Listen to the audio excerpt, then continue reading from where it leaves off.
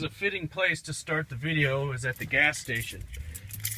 You are watching the, I believe this is the, yes, 1,514 mile update of my experience with the Toyota Tundra 2014 1794 edition.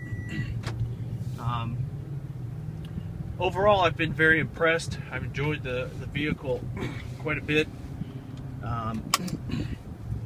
Starting, I guess, with the electronics. This gauge cluster has been interesting. I've watched my gas mileage, average fuel economy over 1,500 miles of mixed driving. I drive about 30 minutes each way to work every day, and I'm averaging over this 1,500 miles 14.5 miles per gallon, which isn't terrific. I came from a Toyota Tacoma and was getting about 18 or so. This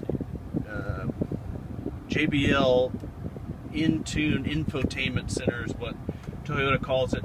I've been fairly impressed with. I don't tend to use the navigation very much. It's just a lot easier to use it on my iPhone, and the iPhone will Bluetooth through the stereo. So it's just, to me, it makes a lot more sense to do it that way. I do like how the radio will pick up your iPhone without you doing anything. I just get in the car and all of a sudden my music starts to play, which is nice because, like I said, I came from my Tacoma and I had to plug in the auxiliary jack. That was kind of a pain in the butt. So I haven't had any mechanical trouble yet. One issue is this massive cargo space. It's just sort of a gigantic box, which I wish that they would somehow maybe organize it a little better, but I'm in the process of trying to figure a way to get that to be a little more usable instead of just a gigantic junk drawer. As far as the leather and, you know, the interior's absolutely terrific. See if I can get the lights on here without crashing. Can't really see, but the back is absolutely massive. There's more room really than you could need.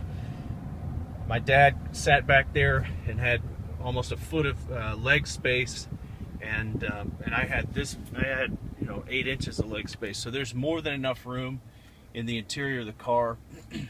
Someone asked that I would talk about why I ended up getting the Tundra over some of the other trucks.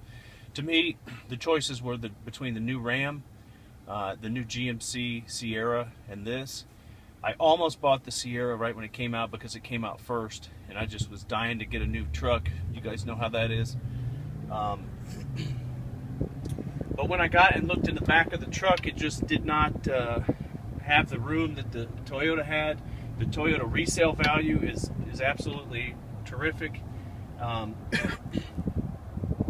I sold that 07 Tacoma for $14,000. I had 126,000 miles on it, and so I did not have a single bit of trouble with that with the Tacoma.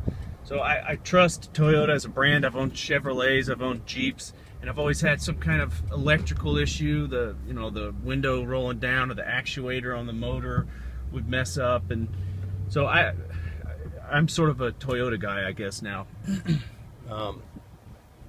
The truck looks great. It runs great.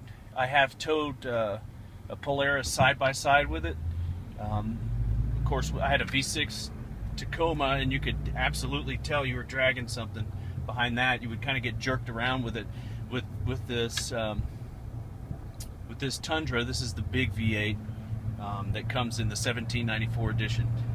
I honestly felt that there was nothing. I wasn't dragging anything. It was smooth driving. Now the gas mileage was terrible, but it just picked up and went. And I've gone through four-wheel drive, four-wheel low. The truck, when you let off the brake, it just sort of starts to crawl. The torque on it is very impressive. It just starts to crawl out of the mud or rocks or dirt without you having to step on the gas to get some momentum.